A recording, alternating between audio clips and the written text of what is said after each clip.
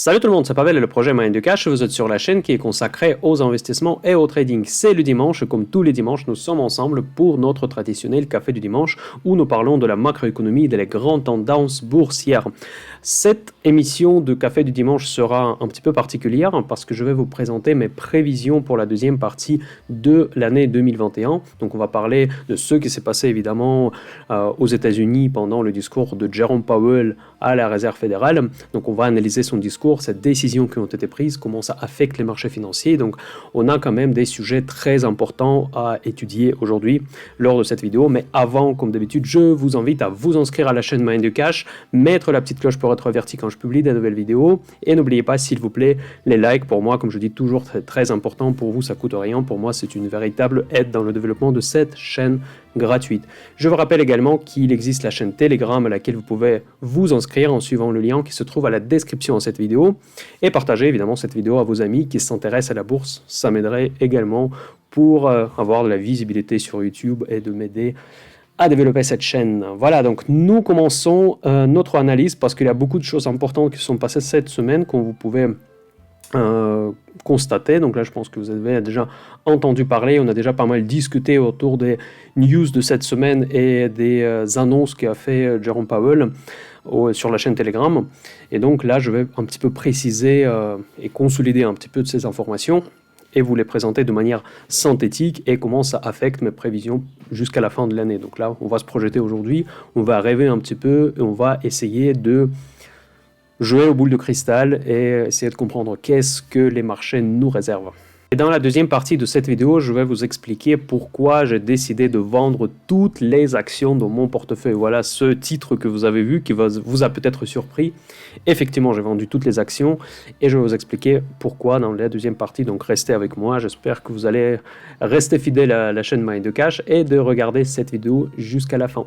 Donc, commençons par la Fed. Qu'est-ce que nous a dit Jerome Powell lors de cette réunion qui était tellement entendue? Certains disaient que c'était la réunion la plus importante de la carrière de Jerome Powell à la tête de la Réserve fédérale parce qu'effectivement, nous sommes arrivés sur le point pivot de la politique monétaire. Parce que comme je disais toujours que nous sommes arrivés au bout de quelque chose. Maintenant, la politique monétaire devrait être revue afin de l'adapter aux nouvelles réalités. Donc là, maintenant, nous sommes en train de sortir de la crise de Covid.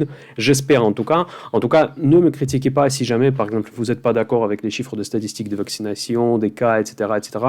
Moi-même, j'ai certaines réserves par rapport à ces statistiques, mais en tout cas, ce qu'un marché intègre aujourd'hui, c'est le fait que nous allons sortir cette année de cette histoire de Covid-19. On va en revenir progressivement à la normale. Peut-être les choses vont changer. Si elles vont changer, dans ce cas-là, nous allons changer notre opinion. C'est comme ça que marche le trading. Il ne faut pas être trop têtu, donc il faut savoir changer son opinion si les circonstances changent. En tout cas, aujourd'hui, le consensus dominant, c'est que on sort du Covid, on reprend l'économie à la normale. Donc voilà, après on verra comment ça va se passer en réalité. Donc voilà, si ça se passe comme ça, dans ce cas-là, l'inflation, elle est déjà là, elle a déjà dépassé toutes les benchmarks que la Fed s'est fixées, et comme j'ai attendu, que Jerome Powell n'a pas pu échapper à les questions qui fâchent, genre qu'est-ce qu'il va faire si jamais l'inflation dérape, parce qu'elle dérape déjà, elle a déjà dépassé tous ses objectifs qu'il s'est fixé lui-même il y a encore un mois ou encore moins il y a 2 mois. Voilà. Donc c'est qu'est-ce qu'il a dit finalement? Il a dit que en effet, il faudra commencer à réfléchir à la restriction monétaire, donc du coup à ce fameux tapering sur l'argot de la bourse. Donc, je vous rappelle qu'il y a 2 composantes majeures. Donc, certains font attention uniquement aux taux, mais pour moi, c'est pas les taux qui sont les plus importants. J'ai du mal à croire que les taux vont être remontés en quelconque avenir. C'est assez bizarre de le dire, mais je pense que nous avons malheureusement perdu cet instrument de régulation monétaire. Et déjà depuis un moment, depuis la crise des subprimes, nous faisons que l'imprimer de l'argent, nous ne faisons que baisser les taux, sauf une période courte en 2018 quand la Fed elle a essayé justement de remonter les taux et ça crée une quasi petite catastrophe à la fin de l'année 2018, une chute boursière sur tout l'ensemble des actifs. Et donc là je pense que Jerome Powell s'en souvient très bien. Il s'est bien fait taper par Donald Trump à cette époque-là. Et donc je ne pense pas qu'il faudra revivre la même chose. Il faut toujours garder en tête que Powell se souvient de cette époque et il ne voudra pas refaire la même erreur parce que clairement il était ridicule à ce moment-là quand au bout de quelques semaines il a décidé de faire une marche arrière sur sa politique, même pas une marche arrière, mais faire un demi-tour et dire qu'au lieu d'augmenter les taux en l'année 2019, il allait les baisser encore. Donc voilà, je pense qu'il a fait les conclusions. Donc du coup, on devrait se projeter à l'avenir en gardant ça en tête, que Jerome Powell il a fait cette bêtise et il a fait certainement aussi les conclusions. Donc du coup, pour moi, ma position reste la même, que même s'il a annoncé qu'il va probablement remonter les taux en 2023, mais ça ne va pas forcément que ça va arriver comme ça. Mais c'est même rigolo de le dire. Quand les présidents des banques centrales parlent de l'année 2023, c'est juste du nonsense. Parce que jusqu'à 2023, il y a tout un tas de choses qui peuvent se passer. Et Jerome Powell il est parfaitement conscient de ça. Et donc, cela veut dire qu'il aura encore largement du temps pour justifier le changement d'avis, de ne pas les remonter quand on arrive à la fin de l'année 2022. Donc c'est juste presque comme rien de dire. C'est juste pour dire que potentiellement, un jour, on va les remonter. Probablement pour voir un petit peu comment le marché réagit, pour quelque part sonder le terrain et savoir est-ce que le marché est vraiment tellement sensible à la remontée des taux ou pas. Donc pour l'instant, on ne voit pas cette réaction, même si ce vendredi, d'ailleurs je vous rappelle que c'est dans une journée d'expiration des options qui est toujours un petit peu particulier du point de vue des tendances, et il est quand même assez baissier, mais en tout cas je ne sais pas comment est-ce que ça va fermer. Donc de toute façon, il a parlé des taux, donc comme on a lui dit, il a dit clairement oui, on va le monter en jour. Voilà, donc 2023, c'était purement la date au pif. Donc je pense qu'on peut complètement ignorer cette information. En revanche, la deuxième composante de la politique monétaire, qui effectivement aujourd'hui sert d'une variable d'ajustement principale, c'est les quantitative easing. Donc quantitative easing, c'est quoi? C'est les rachats par la Banque centrale des obligations d'État américains afin de injecter de liquidité dans le système monétaire.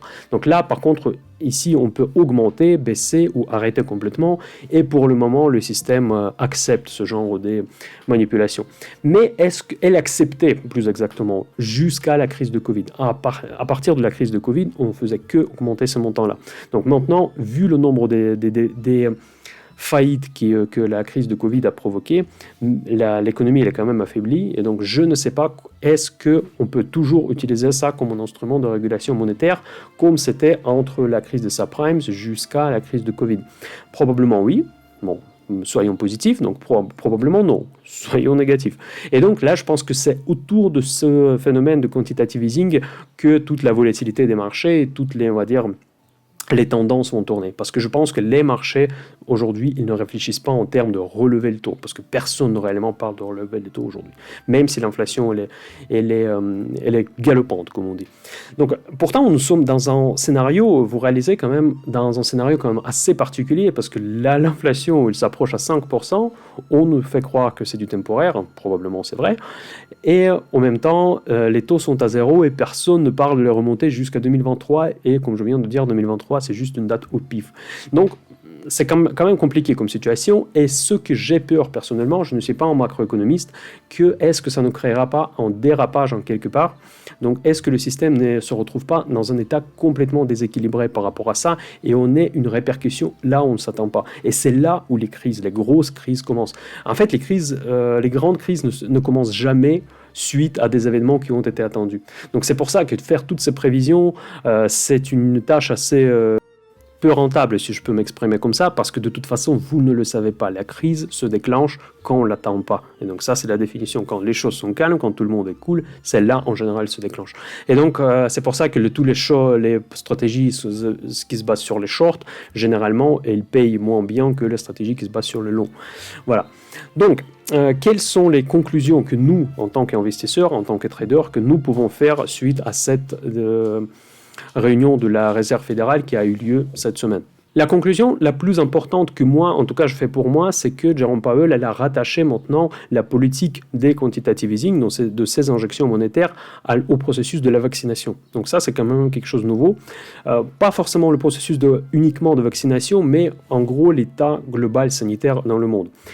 Là, il s'est fait quand même en piège. Je trouve qu'il s'est fait en piège parce qu'il sait d'avance que la vaccination dans les pays développés, en tout cas, bon, évidemment, elle parle des pays développés et pas des pays pauvres. Donc, elle avance quand même plutôt bien. Donc, on peut se projeter de manière assez certaine que d'ici quelques mois, quasiment tout le monde entier sera vacciné, au moins recevoir le premier vaccin. D'ailleurs, moi, j'ai reçu le premier vaccin ce vendredi, donc voilà. Je suis maintenant dans les statistiques.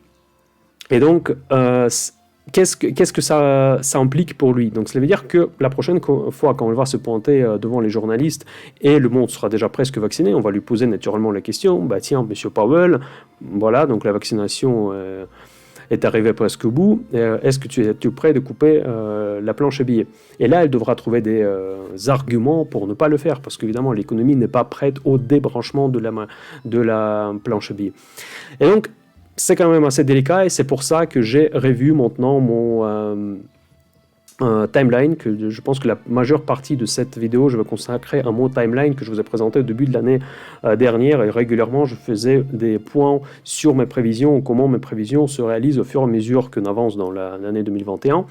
Donc je vous rappelle également que ce timeline, ce sont mes prévisions personnelles et donc si la situation change, j'ai droit de le reviser. Je n'ai pas révisé tant que ça en fait depuis le début de l'année et maintenant nous allons faire un point à l'état des lieux en fait, où est-ce que j'avais raison, où est-ce que je n'avais pas raison. Vous avez ce timeline sur votre écran. Je l'ai un petit peu changé de point de vue d'interface pour que ce soit un tout petit peu plus lisible. Donc, j'ai mis maintenant 2 lignes en fait pour simplifier la comparaison entre ce que moi je m'attendais et ce qui s'est passé réellement sur les marchés. Donc même pour moi en rétrospective, ça me permet de m'évoluer en quelque sorte à quel point mes prévisions ont été justes ou n'étaient pas justes. Donc maintenant, recommençons l'année à partir de janvier 2021. Donc comme moi j'ai attendu que janvier 2021, ça sera haussier. Il était haussier, donc ça, je pense qu'on est tous d'accord là-dessus. Sur février, je m'attendais déjà une stagnation sur les marchés parce que je m'attends que fin janvier, je pensais qu'on arrivera à un certain point technique et on devra, on va dire, prendre un petit peu de l'air, on va dire, se reposer. Pourtant, les marchés ont continué de monter. Ils ont monté jusqu'à la fin du mois de février. Et la correction technique, que moi je considérais comme correction technique, elle a démarré à fin janvier, début mars. Donc du coup, vu que je ne fais pas une séparation par semaine, donc du coup c'est un petit peu plus compliqué de les marquer en couleur. Je me considère d'avoir raison sur le mois de mars, globalement, parce que le mois de mars, il était mauvais pour les marchés financiers. Donc voilà. Donc il n'y avait pas de chute catastrophique, mais de toute façon, moi je ne m'attendais pas à une chute du siècle. Ensuite, le mois d'avril, c'était un mois de rebond, donc ça c'est ce qui s'est passé, donc là c'est tout à fait normal. Et sur le mois de mai, je ne savais pas trop quoi mettre parce que j'étais pas très cohérent par rapport au mois de mai. Je vais revenir sur l'image précédente.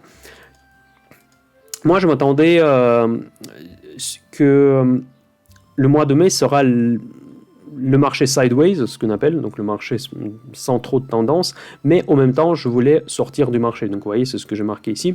Finalement, comme je vous disais déjà après que j'hésite beaucoup si je vais suivre cet objectif ou pas, il faut que je sorte au mois de mai ou pas. Finalement, je n'ai pas sorti, je suis resté dans le marché jusqu'au mois de juin, j'ai même augmenté certaines positions et je ne sors que maintenant. Ça, c'est aujourd'hui le jour historique, le 18... non, c'est pas le 18 en fait, parce que là, je vous enregistre cette vidéo le vendredi soir, et donc du coup, vous êtes déjà en week-end, moi je ne suis pas encore. Donc pour vous, ça sera le vent, désolé. Donc ça sera le vent juin. Et donc là, c'est que le 20 juin, je vais sortir du marché, mais pour une raison différente. Donc là, je vais garder le suspense jusqu'à la deuxième partie. Et donc là, je n'étais pas très cohérent sur le mois de mai parce que je ne savais pas trop quoi dire.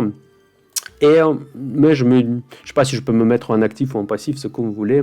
En fait, pour moi, c'est très important de comprendre qu'ici, je ne suis pas là pour frimer ou dire que je sais jouer à la boule de cristal ou prévoir les tendances boursières. Je ne me prétends pas à ça. Ce que je veux dire, c'est que je veux comparer ce que j'ai pensé au début de l'année par rapport à ce qui s'est passé réellement. C'est un track record en fait de mes réflexions qui aide beaucoup dans le trading. En fait, vous savez, beaucoup de livres du trading conseillent de mener un espèce de log de trading pour suivre vos résultats. Ça, c'est quelque part, ce sont mes résultats de mes pronostics. Donc et là, je trouve que c'est quand même assez intéressant d'être rigoureux par rapport à ces pronostics également pour voir qu'est-ce que j'ai pensé et qu'est-ce qui est réellement arrivé et donc où est-ce que j'avais raison. Parce que ça me permet d'enrichir un peu mes réflexions et ensuite se projeter éventuellement mieux pour l'avenir. Donc voilà, donc c'est pour ça que je le fais. C'est pas pour vous montrer que tiens, j'ai raison, je vais bricoler un petit peu les chiffres pour que vous semblez que j'ai tout le temps raison, vous souscrivez à la chaîne. Bon, évidemment, j'aimerais bien que vous souscrivez à la chaîne Mind du Cash, vous mettez des likes surtout. Donc, mais en tout cas, ici, c'est pas l'objectif. Parfois, je fais des choses avec cet objectif, mais pas maintenant. Donc voilà, donc disons qu'en mois de mai, j'étais plus ou moins juste, même si je voulais sortir du marché. Pour le mois de juin, j'ai rien mis, en fait, parce que j'avais pas l'avis sur le mois de juin particulièrement. particulièrement parce que je m'attendais à cette réunion de la Fed. Donc cette maudite réunion de la Fed qui, pour moi, déterminait toute la tendance future des marchés. Je ne pouvais pas déterminer une tendance avant que j'écoute Jérôme Powell, ce qu'il va dire, comment il va gérer l'inflation. Et d'ailleurs, là où je me félicite un petit peu quand même, c'est qu'au mois de mars, que je m'attendais à une correction, c'était justement sur le sujet de l'inflation. C'est là où les craintes de l'inflation se sont émergées, et ça a expliqué cette baisse des marchés fin février, début mars. Et donc du coup, c'est là justement, c'est à ça que je m'attendais. Et c'est ça qui s'est passé. Donc ça, c'est quand même assez bien que non seulement j'étais juste sur la tendance, mais j'étais juste sur les raisons de cette tendance. Voilà, c'est ça qui, en tout cas pour moi, c'est très important.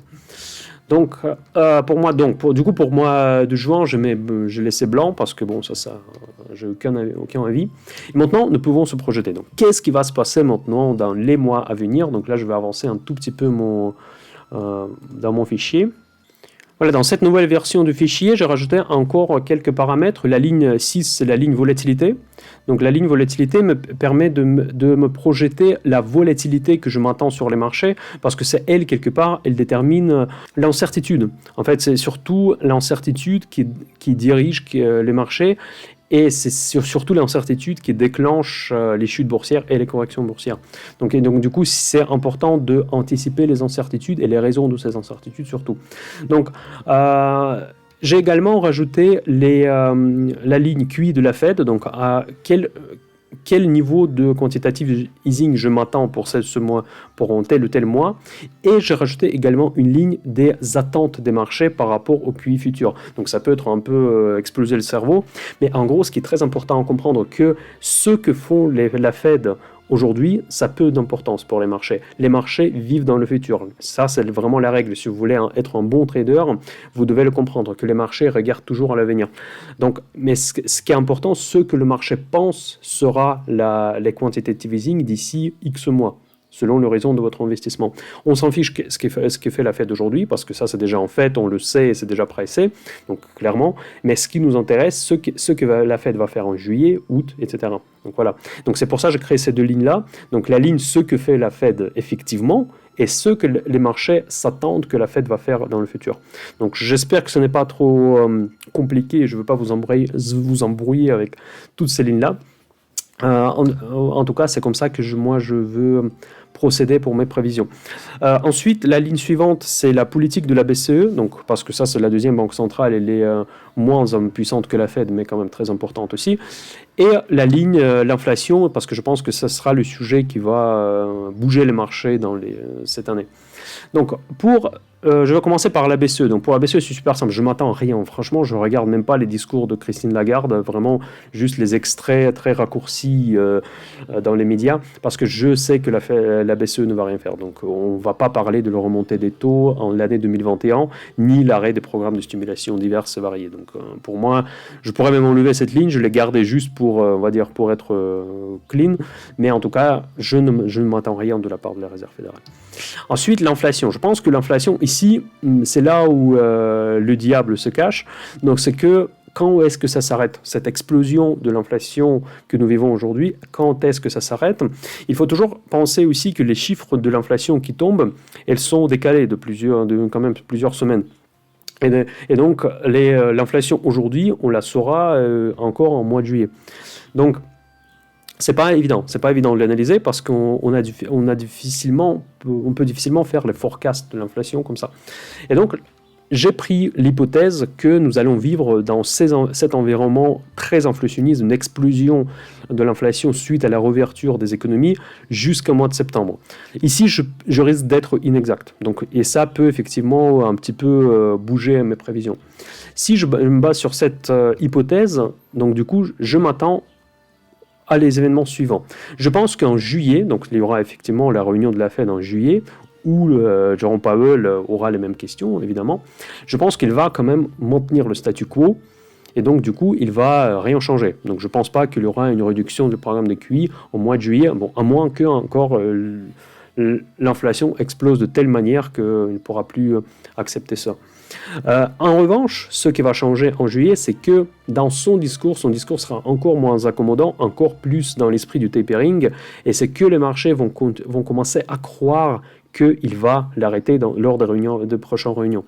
Pas l'arrêter ou moins diminuer le programme de quantitative easing. Et c'est pour ça que je mets orange ici, parce que les attentes des marchés par rapport à la politique des QI futurs sera différente. Elle sera plus, on va dire, moins accommodante plutôt.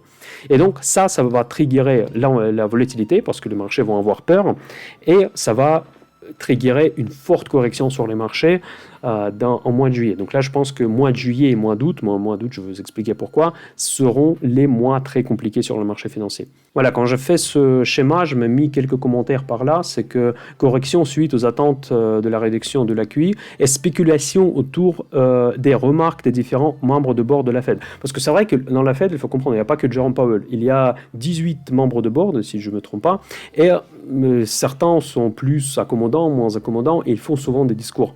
Ils se font interviewer par les différentes chaînes d'information, la CNBC, Bloomberg, etc. Et parfois, ils disent des choses qui peuvent affecter les marchés. Notamment, le plus connu, c'est Bullard, en fait, qui est très accommodant généralement. Et s'il dit quelque chose, il est assez puissant de point de vue médiatique. Et quand il dit des choses, ça affecte les marchés. Après, pas autant que Jerome Powell, mais ça a quand même de l'influence. Et donc, du coup, il y aura beaucoup de spéculation sur le marché financier autour des décisions futures de Jerome Powell au mois d'août, du coup, voilà.